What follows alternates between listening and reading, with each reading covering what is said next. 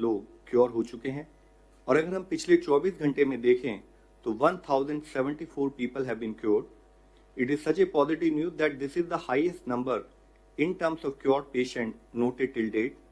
और इसके साथ ही हमारा रिकवरी रेट अब देखें तो है बढ़कर 27.52% हो चुका है। पिछले 24 घंटे में भारत में अगर कोविड-19 के कंफर्म केसेस की संख्या देखें तो 2553 केसेस बढ़े हैं, जिसके कारण की कुल कंफर्म संख्या अब 42,533 हो चुकी है। Total active cases under medical supervision की संख्या 29,453 है।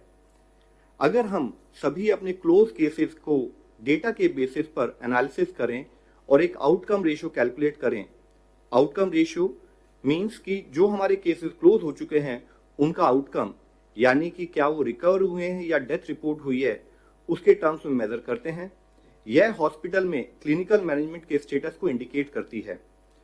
तो इससे पहले हम लोगों ने 17 अप्रैल में जैसे बातचीत की थी तो पाया था कि देश में आउटकम रेशियो 80:20 नोट की गई थी और उसके कंपैरिजन में अगर हम आज का डेटा देखें तो पाते हैं कि हमारी आउटकम रेशियो बढ़कर 90:20 नोट की गई है, जो कि 17 अप्रैल के डेटा से इंप्रूवमेंट के रूप में हम देख सकते हैं।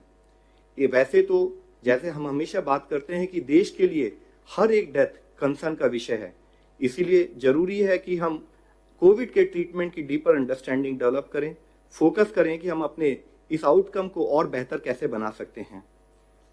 आज जैसे कि लॉकडाउन हमारे देश के कुछ हिस्सों में स्टैगर्ड मैनर में ईज हो रहा है, तब हमारे लिए जरूरी है कि हम ये इंश्योर करें कि रिगरस कंटेनमेंट मेजर्स वहां लिए जहां पर कि केस पाए गए हैं। हम ये इंश्योर करें कि जितने भी हमारे केस हैं उसका इफेक्टिव क्लिनिकल मैनेजमेंट हो और साथ ही हम इन्फेक्शन प्रिवेंशन और कंट्रोल पर भी अपना फोकस रखें।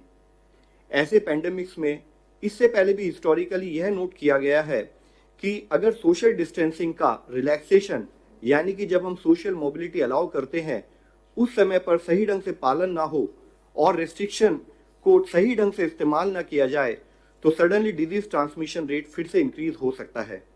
इसलिए लॉकडाउन के बेनिफिट्स को बनाए रखने के लिए हमें सबको मिलकर यह इंश्योर करना होगा कि हम सब अपनी सोशल रेस्पॉन्सिबिलिटी को समझें और लॉकडाउन ईज होने के समय पर भी सभी प्रोटोकॉल्स और गाइडलाइंस का डिलीजेंटली पालन करें।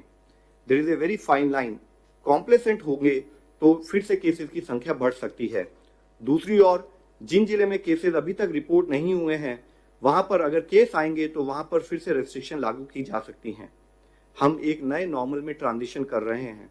जरूरत है कि हम सब लोग सावधान रहें, सजग रहें और सतर्क रहकर कोविड-19 से निपटने की अपनी तैयारी को इसी स्पीड और मोमेंटम के साथ बढ़ाते रहें। हमें पब्लिक स्पेसेस में कंपल्सरली फेस मास्क या कवर्स को यूज करना है।